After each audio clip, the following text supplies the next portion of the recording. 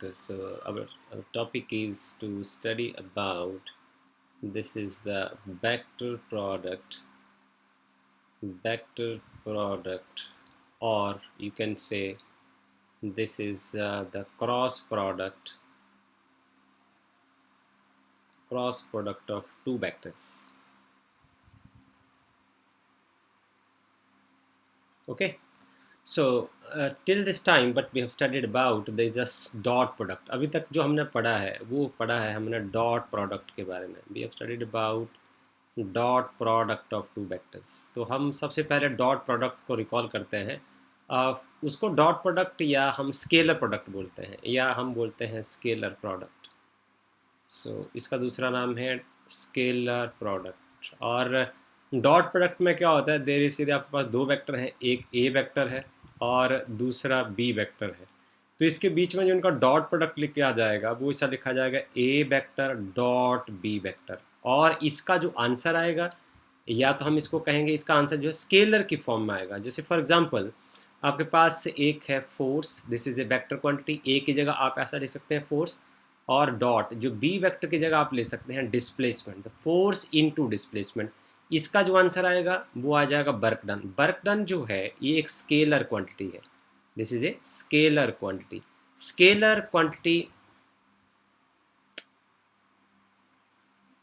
This is a scalar quantity means जब आप दो वेक्टर्स को का डॉट निकालते हैं, दोनों को मल्टीप्लाई करते हैं, और मल्टीप्लाई करने के बाद वेक्टर में से उसके डायरेक्शन की इन्फॉर्मेशन गायब हो जाती है. यहाँ ये देखिए वेक्टर का साइन खत्म हो गया तो एक स्केलर क्वांटिटी आ गई. तो ऐसे प्रोडक्ट को हम क्या बोलते हैं, स्केलर प्रोडक्ट बोलते हैं. हम इसको एक एग्जांपल की फॉर्म में देख सकते हैं. आप देखिए, जैसे फॉर एग्जांपल आप एक वेक्टर लेते हैं. फॉर एग्जांपल ए वेक्टर को मैं ऐसे चूज़ करता हूँ, ये आ गया आपके पास 2i प्लस जे कैप प्लस 3k कैप. कोई एग्जांपल के लिए मैंने ये चूज़ कर लिया, कॉमा बी वेक्टर को आप यहाँ चूज़ कर लिए. बी वेक्टर जो है ये आपके पास आता है 3i plus 2j plus k cap. ये हमने एक एग्जांपल लिया. अब देखिए इसमें क्या है, ए एक वेक्टर है, इसमें टू मैग्नीट्यूड, ये डायरेक्शन एक्स एक्सिस को रिप्रेजेंट कर रहा है, ये बाई एक्सिस को और जेड एक्सिस को. अब इसमें मैग्नीट्यूड और डायरेक्शन की इन्फॉर्मेशन इन्वॉल्व है. हम इसका यदि डॉट प्रोडक्ट निकालें, मैं इसको करूँगा ए वेक्टर और डॉट बी वेक्टर. तो आप इसको ऐसे पुट करेंगे, this is 2i plus J cap plus 3k cap. Okay, और यहाँ डॉट का साइन लगा देते हैं. ये आपके पास आ जाएगा 3i plus 2j plus k cap. ये हमारा प्रीवियस नॉलेज है, हम इसको रिकॉल करने की कोशिश कर रहे हैं. यहाँ हम लिखते हैं यूजिंग. हमने इसको निकालने के लिए जो फार्मूला इस्तेमाल करना है, तो इसमें i डॉट आई और j डॉट जे और k डॉट के जब मल्टीप्लाई होंगे तो उसकी जगह हम 1 इस्तेमाल करेंगे, और i dot J is equal to J dot K is equal to K dot I, उसकी जगह हम 0 इस्तेमाल करेंगे. इस प्रॉपर्टी का इस्तेमाल करते हुए जब हम इस न्यूमेरिकल को सॉल्व करेंगे, क्योंकि हमने ऐसे न्यूमेरिकल कर रखे हैं, हम जस्ट रिकॉल करने की कोशिश कर रहे हैं, तो जिसका जब डॉट निकालेंगे तो आपके पास बचेगा आई को जब आई से गुणा करेंगे तो ये आ जाएगा 2 इंटू 3 6 आएगा, and I dot I is 1. Okay, plus जब ये आई यहाँ जे से मल्टीप्लाई होगा 0 आ जाएगा, आई जब के से मल्टीप्लाई होगा तो 0 आ जाएगा. अगले पार्ट में चलें. जब ये वाला पार्ट जे अब इसके साथ मल्टीप्लाई होगा तो आई डॉट जे और जे डॉट आई 0 हो जाएगा, और यहाँ आ जाएगा आपके पास 2 into 1 2, and then J dot J is 1 plus यहाँ इंटू 1 आ जाएगा प्लस. अब आप के कैप में चलिए, जब ये इसके साथ मल्टीप्लाई होगा 0 आ जाएगा, इसके साथ मल्टीप्लाई होगा 0 आ जाएगा, जब थर्ड के साथ मल्टीप्लाई होगा तो 3 इंटू 1 ये आ जाएगा 3 इंटू के डॉट के इज़ 1. तो आपका आंसर जो बचा, यहाँ से आएंगे 6, यहाँ से आएंगे 2 और यहाँ से आएंगे 3.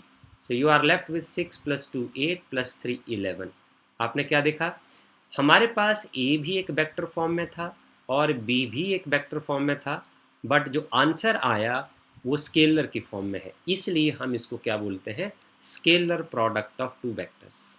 ओके, अब हम यहाँ से अपने डिस्कशन को थोड़ा शिफ्ट करते हैं कि यदि हम cross product of two vectors के बारे में पढ़ेंगे, यदि हम vector product of the two vector के बारे में पढ़ेंगे तो हम ये कहाँ फ़र्क आएगा। अब हम कंपैरेटिव स्टडी करने के लिए मैंने ये आपको एग्जांपल आपके साथ शेयर किया है। वेक्टर प्रोडक्ट का मतलब होगा ये कि अब जब हम दो वेक्टर्स को मल्टीप्लाई करेंगे तो उसमें जिस तरीके के यहाँ आप देख रहे हैं कि यहाँ आंसर ओनली 11 आया है, अब आपके पास वेक्टर की फॉर्म में इंफॉर्मेशन आएगी। जब आपका जो रिजल्ट आएगा तो वो वेक्टर की फॉर्म में होगा, इसलिए इस प्रोडक्ट को हम बोलेंगे वेक्टर प्रोडक्ट। और यदि मान लो आपके पास दो वेक्टर होते हैं, फॉर एग्जांपल आपके पास एक वेक्टर है ए वेक्टर और जो दूसरा वेक्टर है वो है आपके पास बी वेक्टर। फॉर एग्जांपल इसका जो रिजल्ट है, जो क्रॉस प्रोडक्ट है, वो कोई सी वेक्टर है। तो जो क्रॉस प्रोडक्ट को हम क्या लिखते हैं, इनके बीच में हम साइन लगा देंगे क्रॉस, ए क्रॉस बी। इसलिए because of this cross sign this is called cross product, इसलिए हम इसको क्रॉस प्रोडक्ट भी बोल देते हैं। तो फिर इसको वेक्टर प्रोडक्ट क्यों बोलते हैं, क्योंकि जब आप ए क्रॉस बी को मल्टीप्लाई करते हैं, इसका क्रॉस निकालते हैं, तो एक नया आंसर आता है, उसका नाम सी है और वो वेक्टर की फॉर्म में होता है। इसलिए हम इसको दूसरा नाम हम इसका रखते हैं कि ये वेक्टर प्रोडक्ट भी है। This is also called vector product of two vector. So you can call this by two names. So scalar, this is by vector product or the cross product of two vectors. Okay, so this is very important. अब सवाल ये है कि क्या इतना ही काफ़ी है? यदि इसके बीच में डायरेक्शन सरवाइव करेगी तो उस डायरेक्शन के बारे में हम वो कहाँ को होगी, इसके बारे में भी हमें समझना है, क्योंकि डॉट प्रोडक्ट में तो डायरेक्शन एंड में इलिमिनेट हो जाती है। अब जो क्रॉस प्रोडक्ट में है इसमें क्या है, अब सी में इस आंसर में एक मैग्नीट्यूड है, ओके, और दूसरा डायरेक्शन की इंफॉर्मेशन है, ओके। इसको हमें सही तरीके से समझने के लिए हम कोशिश करते हैं आपके साथ, एक सबसे पहले हम एक इमेज ऐड करते हैं और इस इमेज की हेल्प से हम समझने की कोशिश करते हैं कि रियलिटी में इसका मतलब क्या होता है। देखिए हमारे पास फॉर एग्जांपल ये है, कोई हम पॉइंट ले लेते हैं, यहाँ से ये ए वेक्टर है और ये बी वेक्टर है। अब आप इसको जैसे मल्टीप्लाई कर रहे हैं तो आप एरो का साइन देख लें, आप एंटी क्लॉकवाइज डायरेक्शन में आप इसको मल्टीप्लाई करें। ए क्रॉस बी का मतलब है ए और बी के बीच में जो एंगल होगा, मैग्नीट्यूड में यदि हम बात करें तो जो इसका आंसर आएगा वो आएगा सी मैग्नीट्यूड। अभी डायरेक्शन की बात नहीं हमने की है, वो आएगा magnitude of A, magnitude of B, और दोनों के बीच में जो एंगल है sine of the angle between the two. और यदि हमने डायरेक्शन की बात करनी है तो मैं ऐसे लिखूंगा कि जो A vector cross B vector is equal to C vector, and C vector will lie in the plane, it will lie in the plane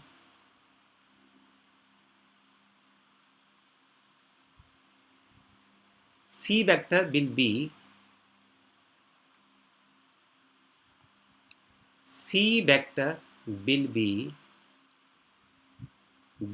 in the plane perpendicular to both A and B.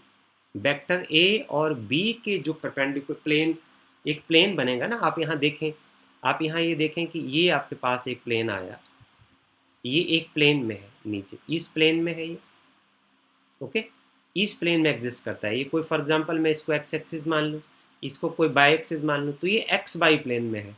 तो ये जो C vector है ये फिर Z direction में हो जाएगा। This is in the plane perpendicular to both x and x by plane. The answer is in z direction, right?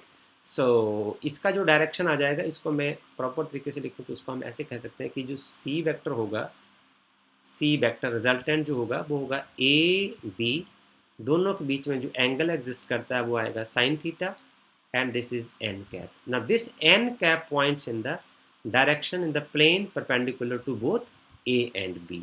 इसको हम और एक्सटेंड करके आपको समझाने की कोशिश करते हैं। अभी आपको इसको गहराई से समझना है, यहाँ हम छोड़ते हैं, फिर हम अगले पेज पर चलते हैं। बाकी की जानकारी आपको अगले पेज पर मिलेगी। ओके, हम एक और उदाहरण से समझने की कोशिश करते हैं। इसके लिए हम आपके साथ एक और इमेज शेयर करते हैं, यहाँ से आपको चीज़ें बहुत साफ तरीके से समझ आ जाएंगी। ये देखिए, हम ये एक डायग्राम आपके साथ शेयर करते हैं। इस डायग्राम की मदद से हम समझाने की कोशिश करेंगे। देखिए, फॉर एग्जांपल हमारे पास जो है वो एक वेक्टर आया हमारे पास, ये है, ये हम ले ले ये हम ले लेते हैं, दिस इज़ द सेंटर, और इस सेंटर से ये हमारे पास आ गया ए वेक्टर। अब ध्यान से देखिए, ये मेरे पास आ गया ए वेक्टर। ओके, और जो दूसरा वेक्टर है वो आपके पास आ जाएगा कुछ इस तरीके से, ये आपके पास आ गया B vector. It points in this plane. अब आप ग्रीन प्लेन में आप देखिए, गौर गौर से देखना। अब आपने यहाँ से आप देखिए, ये है डायरेक्शन बी वेक्टर की। ओके, और इसके मीन के बीच में जो एंगल है वो है ए से बी की ओर। This angle is from A to B, okay, and this angle is theta. Now you are going to multiply these A cross B. You are going to find A cross B. Now see, this is A cross B आप करेंगे ना, इसका जो answer आएगा that will be C vector. This is another vector. तो अब कहाँ होगा? हमने यहाँ लिखा है आपके पास के जो C वेक्टर है जो आएगा वो आएगा A B sin theta, and this is n cap. So this n cap represent the direction of C. So what will be the direction? That is the point to be discussed. इसी को ही हमने समझना है यहाँ। तो ये देखिए, ये जो होगा अब C, ये इस डायरेक्शन में चला जाएगा। अब आप यहाँ से समझ सकते हैं बड़े आराम से। ये देखिए, अब आप यहाँ से ऐसे समझ सकते हैं, ये होगा अब n कैप। ओके, इस डायरेक्शन में इसका रिजल्टेंट होगा। अब आप इसका जो पुराना डायग्राम है उसको आप दोबारा फिर से रिकॉल करके समझ सकते हैं। इसको देखिए आप, ये देखिए, ये जो डायग्राम है ये भी आपको यही बताता है। अब आप यहाँ से समझ सकते हैं, जो ए और बी है ये ग्रीन प्लेन में है। ग्रीन प्लेन में इसका कोई नाम आप एक्स वाई रख सकते हैं। फॉर एग्जांपल मैं इसका नाम कोई रख देता हूँ कि ये एक्स एक्सिस है और ये वाई एक्सिस है। Okay, then this is in the Z axis. Okay, this represent the Z axis, right. एक हम एग्जांपल और लेते हैं। यदि हम यहाँ से कोशिश करते हैं कि हमने ए क्रॉस बी निकाला है, हम दोबारा फिर से इसको समझने की कोशिश करते हैं। देखिए, हमारे पास आया है ए क्रॉस बी, और ये आया हमारे पास इस पॉइंट्स इन अपवर्ड डायरेक्शन। मैं ज़रा इसको दोबारा लिखूं और आपको समझाने की फिर कोशिश करूं तो कैसी लगेगी। ये देखिए, इसको हम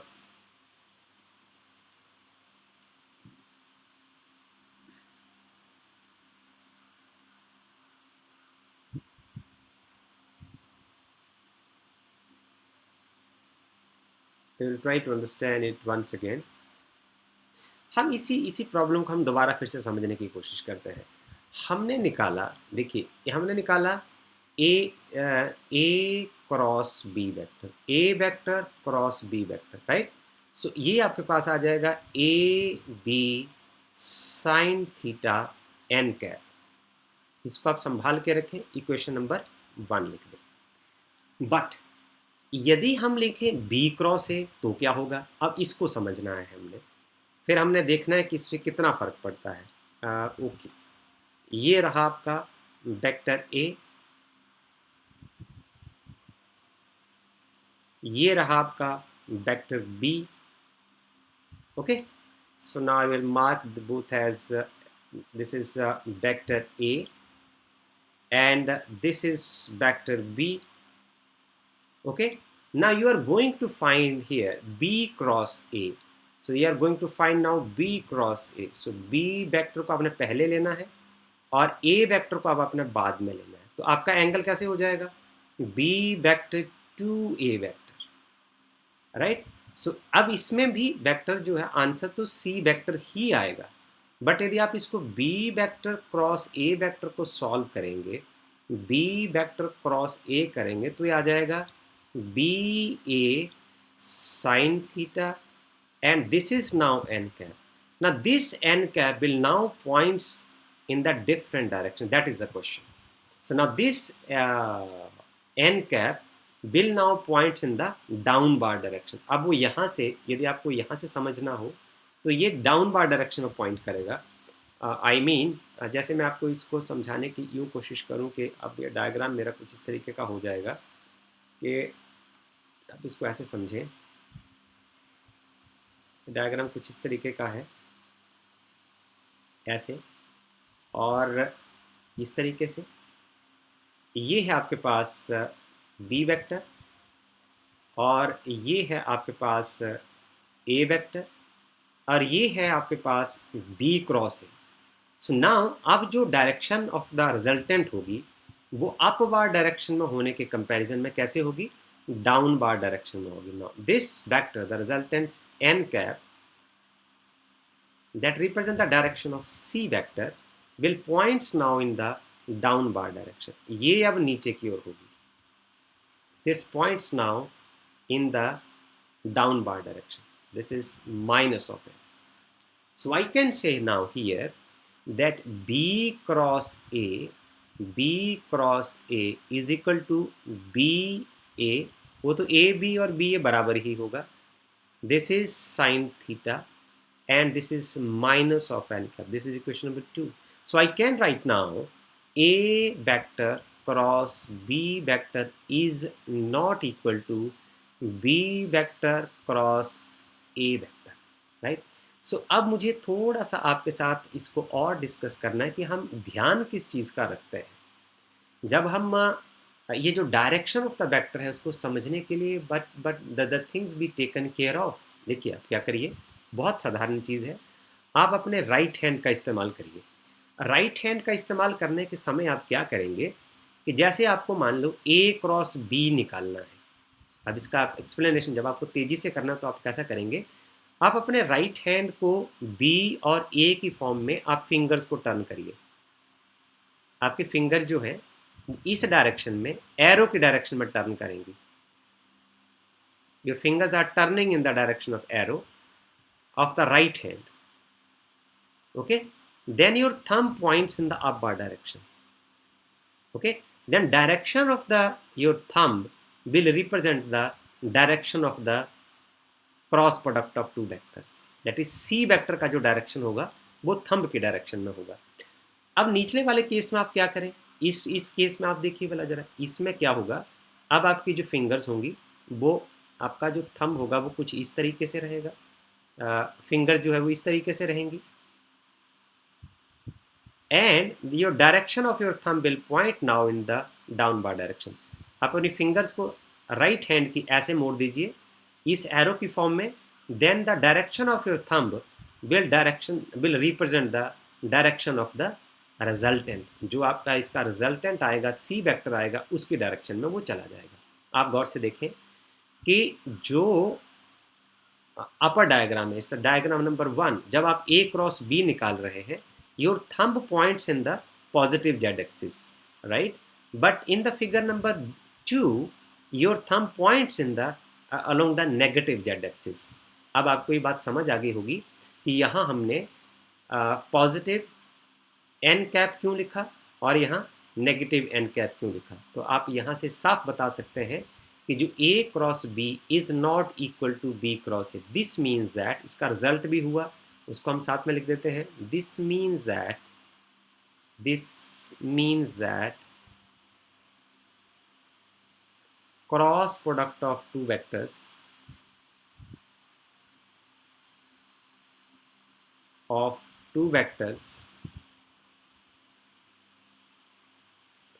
do not follow commutative law.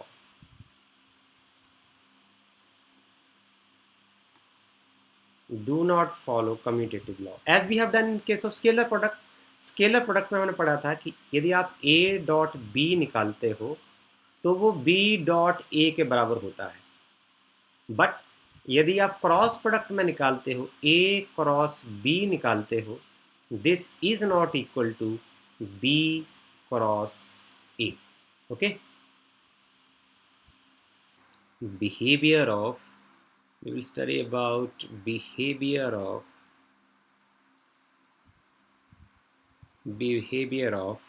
vector product vector product under a reflection.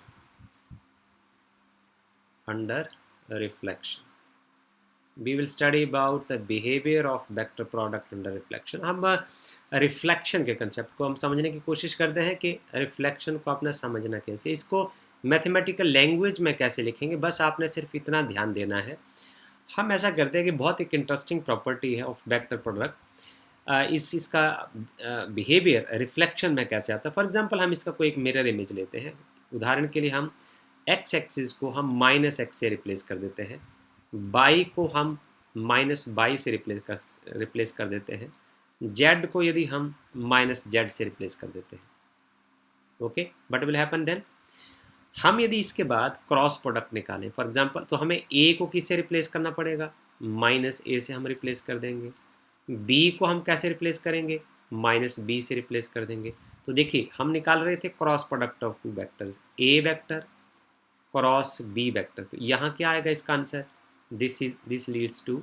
अब आप इसको रिफ्लेक्शन में ले जाइए, यहाँ आप लिखेंगे -a cross -b, so you will find that a cross b under reflection will appears to be as a cross b only. Okay, यदि आप इसको रिफ्लेक्शन में ले जाते हैं, a को -a से रिप्लेस करते हैं, b को -b से रिप्लेस करते हैं, you will still have a cross b is equal to a cross b after reflection will appears to be a vector cross b vectors. So this is the behavior of the cross product under reflection. There is very interesting property of the cross product as of the dot product, कि the property over we will discuss as both scalar and vector product are distributive with respect to the vector addition. Distributive property हम इसकी पढ़ते हैं, distributive property of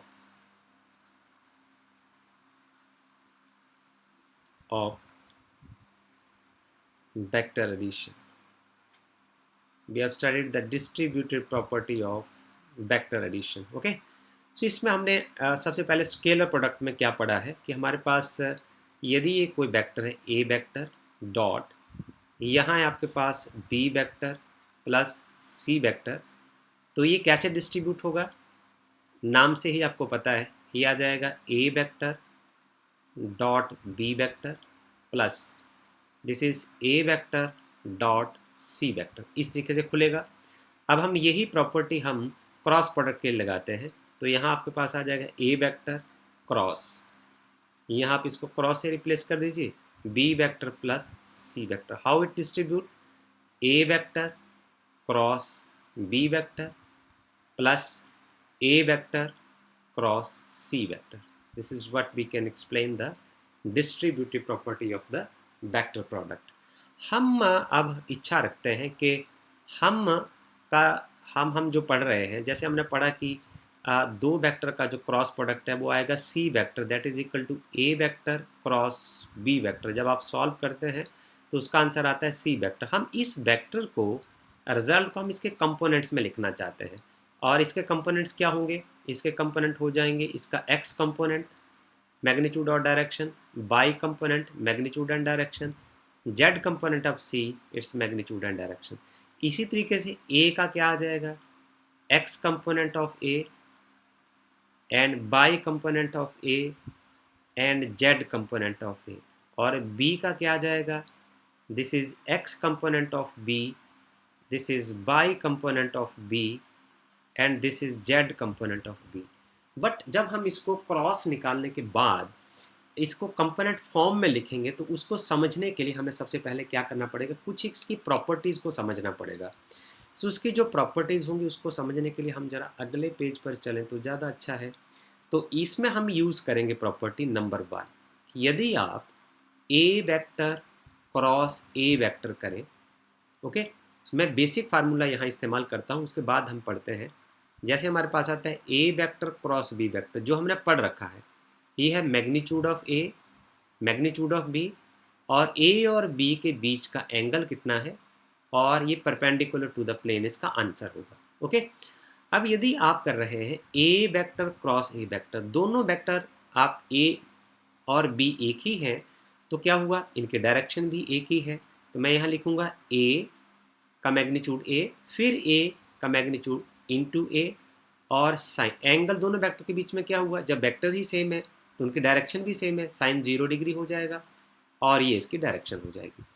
तो a into a square and sine 0 degree is 0. This means it is a 0 vector, and 0 multiplied by the any direction it will become a so null vector. So ये vector क्या बनेगा, एक तो null vector बनेगा, null vector with 0 magnitude. This is a null vector. 0 को कैसे लिखेंगे हम, वेक्टर में इसका नाम होता है null vector और इसका मैग्नीट्यूड क्या होगा, 0 magnitude. This has the 0 magnitude. Okay, अब हम इसमें प्रॉपर्टीज इस्तेमाल करते हैं कंपोनेंट्स, क्योंकि हमें तो प्रॉब्लम है कि हमने तो इसको कंपोनेंट में रिप्रेजेंट करना हमारा मकसद है। अब इस आई वेक्टर की जगह मैं यूनिट वेक्टर चूज़ करता हूँ। फॉर एग्जांपल इसकी जगह मैं लिखूँ आई वेक्टर, तो दूसरा भी आई वेक्टर, तो वो भी 0 आना चाहिए। इसी के तरीके से सब एंगल 0 होगा, और इसी तरीके से क्या होगा, अब जे वेक्टर होगा क्रॉस जे वेक्टर, वो भी 0 आएगा, और इसी तरीके से के वेक्टर क्रॉस के वेक्टर, वो भी 0 आएगा, क्योंकि ये एक ही डायरेक्शन में होंगे और हर बार एंगल 0 डिग्री होगा। तो मैं कंबाइंड फॉर्म में इसको कैसे ले सकता हूँ, मैं इसको ऐसे ले सकता हूँ, आई क्रॉस आई का आंसर और जे क्रॉस जे का आंसर और के क्रॉस के का आंसर, तीनों का आंसर हमेशा 0 आएगा जब आप क्रॉस प्रोडक्ट निकालेंगे। Okay, when you will find the cross product, you will find that the I cross I is equal to J cross J is equal to K cross K, 0 आएगा। अब हम दूसरे aspect में चलते हैं। यदि आपके पास ऐसा हो, हम इसी प्रॉपर्टी का इस्तेमाल करते हैं।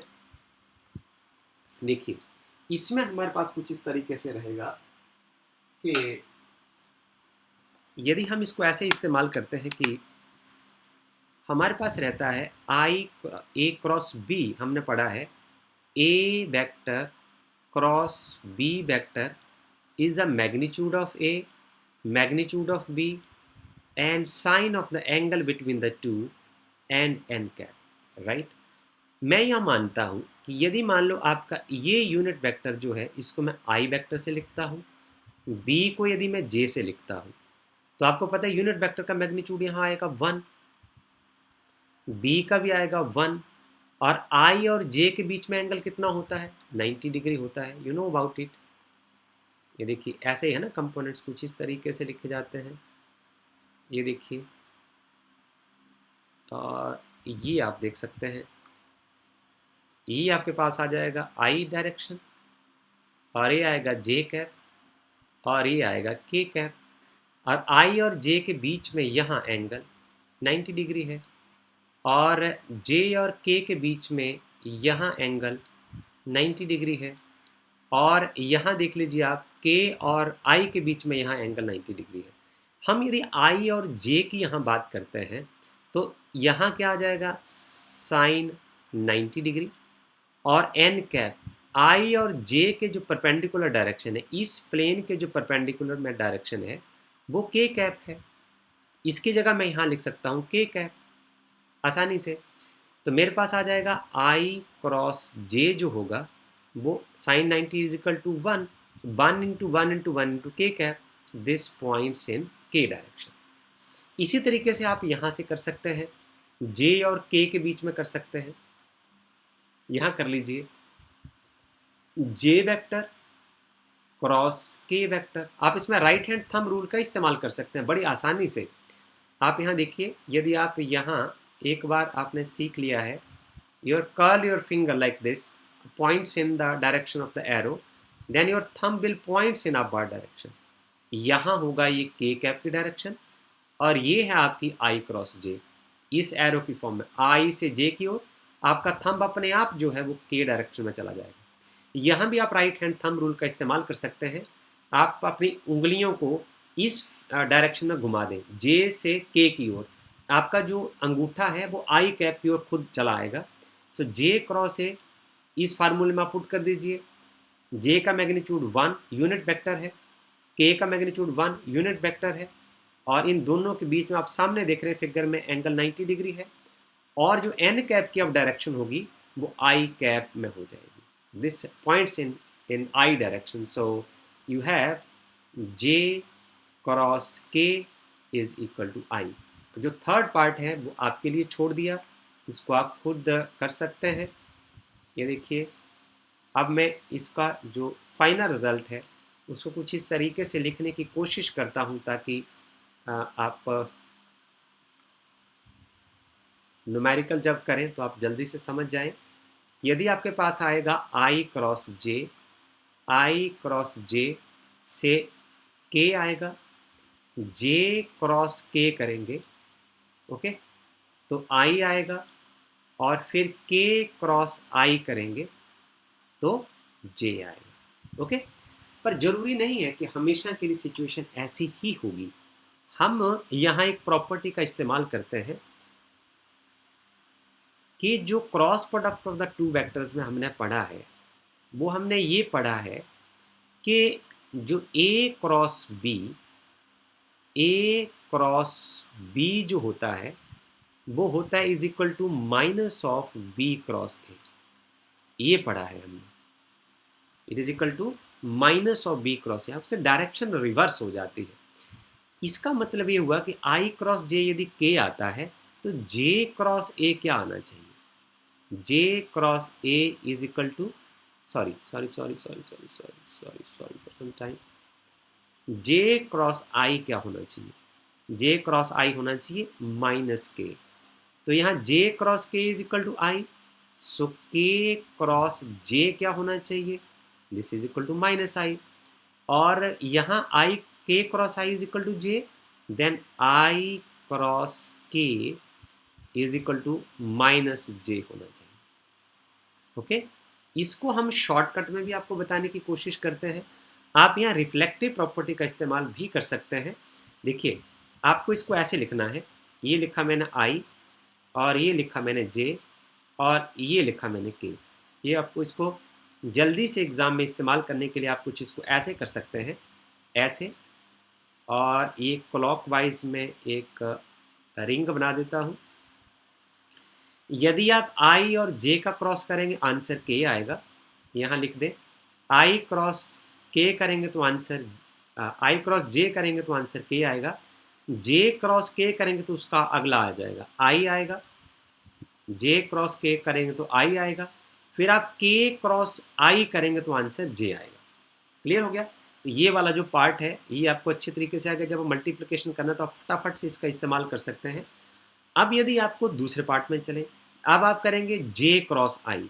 जे क्रॉस, अब बीच में मिस हो जाएगा, जैसे इसमें ये वाला पार्ट अब मिस हो गया। आपने किया, अब जे क्रॉस आई, के मिस हो गया, इसका माइनस आ जाएगा। जो मिस हो जाएगा वो नेगेटिव में आएगा। आप आगे करते हैं, के क्रॉस जे किया, आई मिस हुआ, माइनस में आ जाएगा। अगला आप करेंगे आई क्रॉस के किया, जे मिस हो गया, वो माइनस में आएगा। So this is the way कि आपको बड़े तेज़ी से यदि आपको न्यूमेरिकल प्रॉब्लम में करना है तो आप इसको ऐसे भी कर सकते हैं। और यदि आप इसका रिफ्लेक्टिव प्रॉपर्टी का इस्तेमाल करें और राइट हैंड थंब रूल का इस्तेमाल करें तो आप इसमें और आगे जितने भी मल्टीप्लिकेशन इसकी पॉसिबल जो है उसको हम बड़े आराम से कर सकते हैं, ओके। नाउ नेक्स्ट पार्ट रहेगा कि हम ये देखेंगे कि ए क्रॉस बी को हम लिखेंगे कैसे। आपके पास यदि एक वेक्टर है ए वेक्टर और उसके जो कंपोनेंट्स हैं वो है A X I cap and component of A along J direction and component of A along K direction, and the second vector is this is B vector, component of B along X axis, and then component of B along Y axis, and then component of B along Z axis. So now here if we have to find out this cross product of these two vectors, that is A vector cross B vectors, okay.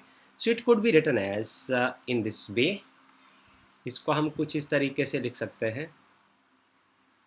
You can write it like this. Okay. So these are the directions I, J, and then K. So you just write coefficient of I cap, that is ax, j cap, that is a by, and k cap, that is a z. अब आप cross b है, अब आप लिखेंगे coefficient of I in b vector, that is vx, coefficient of j in b vector is b by, and then coefficient of k in b vector is that is bz. Okay, so now how to find the cross product of these two. अब आप इसको देखें कि इसको हम निकालेंगे कैसे, ये सवाल, और फिर हम इसका एप्लीकेशन पार्ट देखेंगे। तो इसको हम ऐसे लिखेंगे, आप ऐसा करिए, आप इस रो को और इस कॉलम को एलिमिनेट कर लीजिए। आप यहाँ लिखेंगे I cap, and then I will write it like this, यहाँ से आप इसको मल्टीप्लाई करिए, A by B Z minus A Z B by I cap. Okay, और मिडल में अब आप यही करिए, जे कैप के लिए इसको आप माइनस ले लीजिए, and then you will write, अब आप इसको एलिमिनेट कर दीजिए। अब आपके पास रह जाएगा ए X B Z minus A Z B x. और थर्ड केस में अब आप के वाले साइड में रो और कॉलम को एलिमिनेट कर दीजिए। You are left with A X plus K cap. इसके लिए आपके पास बचेगा A X B by minus करके ए बाई बी एक्स। इस तरीके से इसको लिखा जाएगा, और ये होगा आपके पास A vector cross B vector, that is C vector. Okay, so इसको हम एग्जाम्पल के साथ आपको समझाने की कोशिश करेंगे। जब आप इसका एप्लीकेशन पार्ट देखेंगे तो आपको चीज़ें आराम से समझ आएंगी। हम चलते हैं आगे एग्जाम्पल की ओर, फिर एग्जाम्पल के साथ हम इसको फिर समझाने की कोशिश करते हैं, और कुछ एग्जाम्पल हम आपके साथ इसको सॉल्व करेंगे। सवाल है example number this is 7.4 of NCERT, this is text book, I am following it.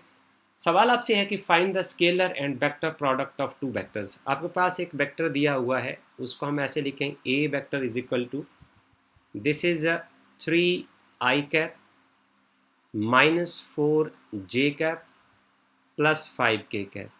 This is a vector, and b vector is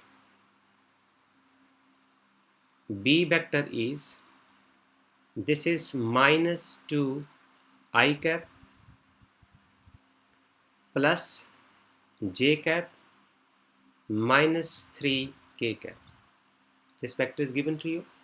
अब आपको निकालना है इसका dot product as well as cross product. Scalar product means dot product. अब आपको निकालना है A vector dot B vector, एक आपको ये निकालना है, और दूसरा आपसे पूछा है कि आप इसका वेक्टर प्रोडक्ट निकालिए, ए वेक्टर क्रॉस बी वेक्टर। ये आपका सवाल है। सबसे पहले हम फर्स्ट पार्ट में इसमें ए डॉट बी निकालने की कोशिश करते हैं। ए डॉट बी हम कैसे करेंगे, ए वेक्टर डॉट बी वेक्टर। इसके लिए आप लिख लेंगे ए वेक्टर की जगह उसका वैल्यू पुट कर दीजिए, this is 3i cap minus 4j cap plus 5k cap. Okay, dot minus 2i cap plus j cap minus 3k cap. आप दोनों प्रोडक्ट जो है वो इकट्ठा निकालेंगे। इसके लिए आप निकालने के लिए आप इसका जो बेसिक फार्मूला यूज़ करते हैं उसको आप लिख देंगे यहाँ, यूजिंग,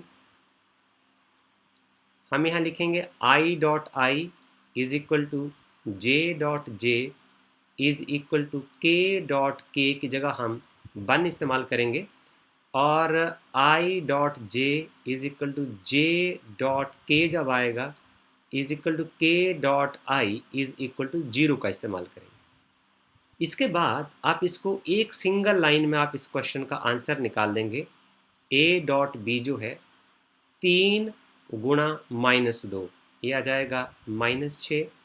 यहाँ का मैग्नीट्यूड लीजिए -4 और इसका magnitude 1, -4 into 1 this is -4, 5 into -3 -15. So this is just -25. So we can write A vector dot B vector is equal to -25.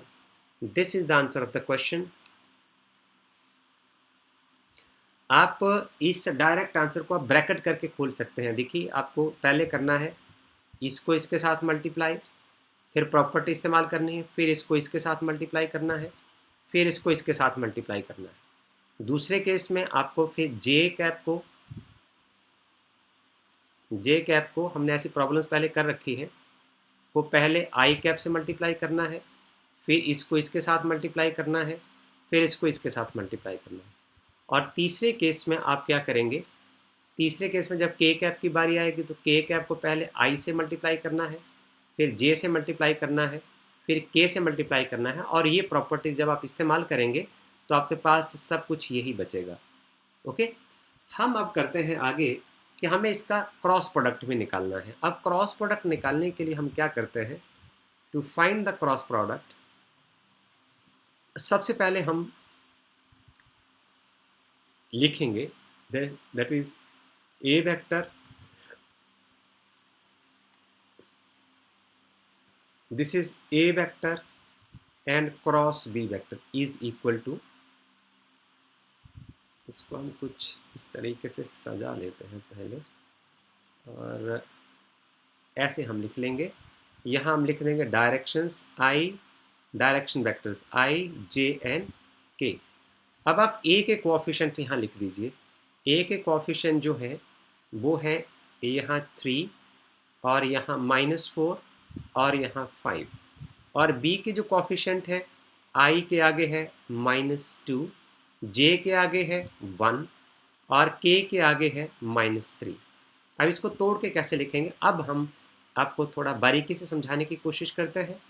I cap सबसे पहले आप चूज़ कर लेंगे। अब इसको जब आपने चूज़ कर लिया तो इसके साथ की इसकी जो रो है इसको और इसके कॉलम को आप एलिमिनेट कर लेंगे, कंसीडर नहीं करेंगे। +2 में जैसे आप मैट्रिसेस पढ़ते हैं और डिटर्मिनेंट्स पढ़ते हैं, आपके पास अंदर क्या बचता है, -4 और 5, 1 एंड -3। उसके बाद -j, बीच वाले को आप -j लेंगे। अब आपके पास क्या बचेगा, इसके लिए आप क्या करेंगे, j वाली जो रो और कॉलम है उसको आप छुपा लेंगे। आपके पास क्या बचेगा, you are left with 3 and 5 and -2 and -3। थोड़ा ध्यान रखना है। आगे हम चलते हैं, तीसरे केस में आपके पास आ जाएगा के कैप। अब के कैप के केस में आप के वाली रो और कॉलम को आप हटा लेंगे तो आपके पास ये वाली रो नहीं रहेगी और ये वाली कॉलम नहीं रहेगा कंसिडरेशन के लिए। तो आपके पास रहेगा you are left with 3 and -4, this is -2 and this is 1। Okay, अब आप इसको मल्टीप्लाई कैसे करेंगे, आप देखिए यहाँ आपके पास आ जाएगा अब आई कैप, यहाँ रहेगा, आप इसको इसके साथ मल्टीप्लाई करेंगे, -4 इंटू -3 दैट इज 12 और माइनस करके यहाँ 5 आ जाएगा, -j, यहाँ आप क्या करेंगे, ये देखिए 3 इंटू -3 दिस इज -9, माइनस करके अगला आंसर लिखेंगे 5 इंटू -2 दिस इज -10। तो यहाँ आपके पास आ जाएगा -10 इंटू -10। ओके, और यहाँ आ जाएगा आपके पास plus K cap, 3 into 1 is 3, minus करके -4 इंटू -2 प्लस 8 आएंगे। ओके, अब आपके पास क्या बचा, 12 - 5 7 आई cap,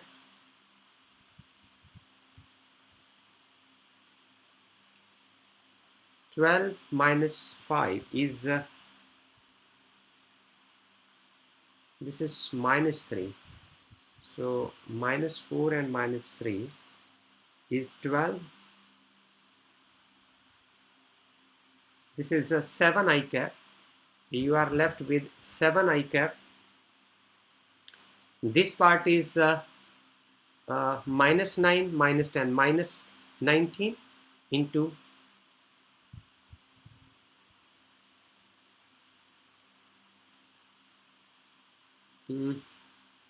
in the mid part you have minus 9 plus 10, minus 9 plus 10, you have minus 9 plus 10, यहाँ आएगा आपके पास plus 10. So this is only minus J cap. यहाँ से +1 आएगा और यहाँ माइनस जे कैप आएगा. यहाँ आप देखें ये माइनस ये जस्ट प्लस हो जाएगा. एंड देन प्लस, अब आपके पास यहाँ क्या बचेगा? दिस इज -5 के कैप. दिस इज -5 के कैप. सो मैं इसका फाइनल आंसर यहाँ लिख दूंगा. This is equal to 7 I cap.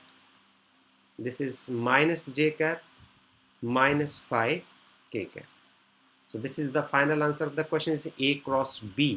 But if you have to find minus A cross B, B cross A, then all the sign will change accordingly. So this is equal to A cross B का हमारा पास answer आ गया. This is 7 I cap minus J cap minus 5 K cap. One thing, यदि यहाँ से ही हम B cross A निकालते हैं, B cross A निकालते हैं, तो क्या होगा? This is minus of A cross B. अब हम इस प्रॉपर्टी का यहाँ इस्तेमाल कर लेंगे. तो minus of 7 I cap minus J cap minus 5 K cap. So the answer is -7 I cap plus J cap plus 5 time K cap.